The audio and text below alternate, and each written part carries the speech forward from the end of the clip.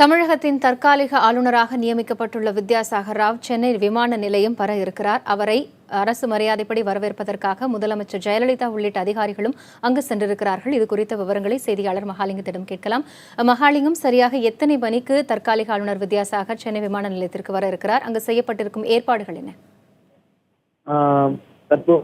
தமிழகத்துடைய தற்காலிக ஆளுநராக பதவியேற்பதற்காக தமிழகம் வந்திருக்கக்கூடிய வித்யாசாகர் ராவ் தற்பொழுது விமானத்திலிருந்து இறங்கி இருக்கிறார். அவருக்கு அரசு முறைப்படி அனைத்து வரவேற்பு ஏற்பாடுகளும் செய்யப்பட்டுள்ளதாக அதிகாரிகள் சொல்லியிருக்கிறார்கள். தமிழக முதலமைச்சர் ஜெயலலிதா நேரில் சென்று பூங்கொத்து வரவேற்றார். அதே போல தமிழக தலைமை செயலர் ராமமோகன் ராவ், காவல்துறை இயக்குனர் அசோக் குமார் உள்ளிட்டோர் நேரில் சென்று அவரை வரவேற்றிருக்கிறார்கள். தற்பொழுது அவரது வாகனம் புறப்படும் இருக்கிறது. அவரது வாகனத்திற்கு முன்பும் பின்பும் முறைப்படி முதல் முறையாக அழைத்து செல்லும் வழக்கப்படி அவரை அழைத்து செல்வதற்காக பைக் படைகள் தயார் நிலையில் இருக்கின்றன.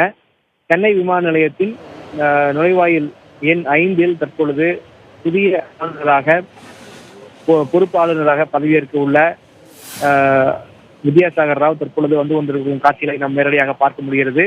அவருக்கு அவருடைய வருகையொட்டி சென்னை விமான நிலையத்தில் 5 பாதுகாப்பு என்பது போடப்பட்டிருந்தது. அதே போல போக்குவரத்தும் தற்பொழுது இவர் வருவதையொட்டி போக்குவரத்தும் தற்காலிகமாக நிறுத்தி வைக்கப்பட்டிருக்கிறது. ஒரு புறமாக, அதாவது சென்னை விமான நிலையத்திலிருந்து ராஜ்பவன் செல்லும் வரைக்கும் போக்குவரத்து தற்பொழுது நிறுத்தப்பட்டிருக்கிறது. முறைப்படி அவரை சம்பிரதாயப்படி இது மாதிரியான அழைப்பு ஏற்பாடுகள் செய்யப்பட்டிருக்கிறதோ அந்த முறைகளை பின்பற்றி தற்பொழுது அவரை அழைத்து செல்கிறார்கள். அவருடன் அவரும் அவரது மனைவியும் வந்திருப்பதாக அதிகாரிகள் சொல்லியிருக்கிறார்கள். அவர் இங்கே குழுமியிருந்த பொதுமக்களை பார்த்து கையெடுத்து வணக்கம் தெரிவித்தார். தற்பொழுது அவரது வாகனம் சென்னை விமான நிலையத்திலிருந்து வெளியே சென்று கொண்டிருக்கிறது. அவருடைய வாகனத்திற்கு முன்பும் பின்பும் முறைப்படி செல்லக்கூடிய பைக் படைகள் மற்றும் காவல்துறை வாகனங்கள் தொடர்ந்து சென்று கொண்டிருப்பதை பார்க்க முடிகிறது.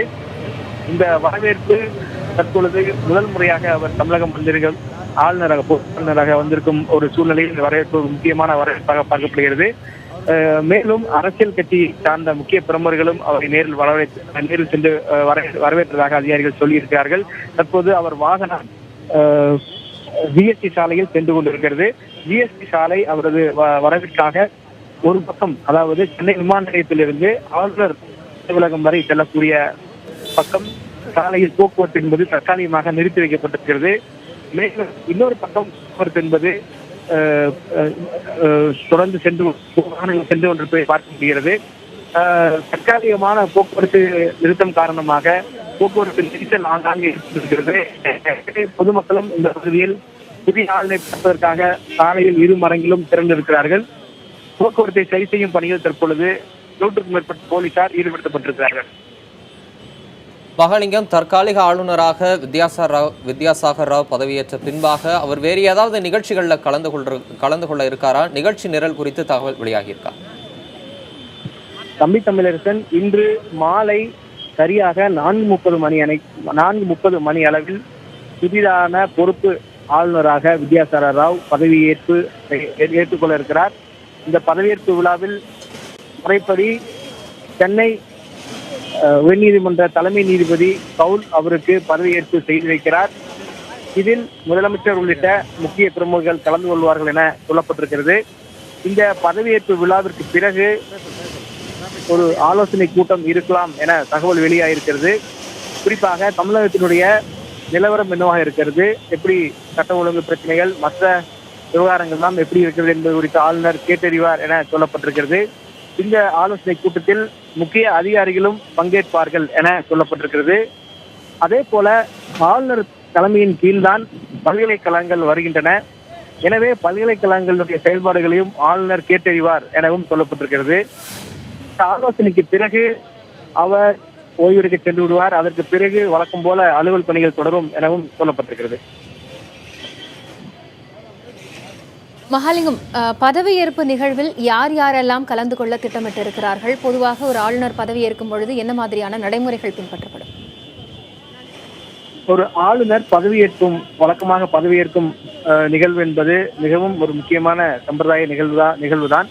ஒரு மாநிலத்தில் முக்கிய பொறுப்பு, அதாவது மாநிலத்தினுடைய முதல் குடிமகன் என்று சொல்லலாம். அந்த அளவுக்கு ஒரு முக்கிய பொறுப்பு வாய்ந்த பதவி ஆளுநர் பதவி. சட்ட திருத்தங்கள் கொண்டு வருவது, புதிய சட்டங்களை இயற்றுவது, அமைச்சரவையில் மாற்றங்கள் கொண்டு வருவது, இப்படி பல அம்சங்களை ஆளுநர் நேரடியாக கவனிக்கக்கூடிய பொறுப்பில் இருக்கிறார். அவர் பதவியேற்பு செய்து கொள்வது, ஏற்றுக்கொள்வது என்பது மிகவும் முக்கியமான ஒரு நிகழ்வு.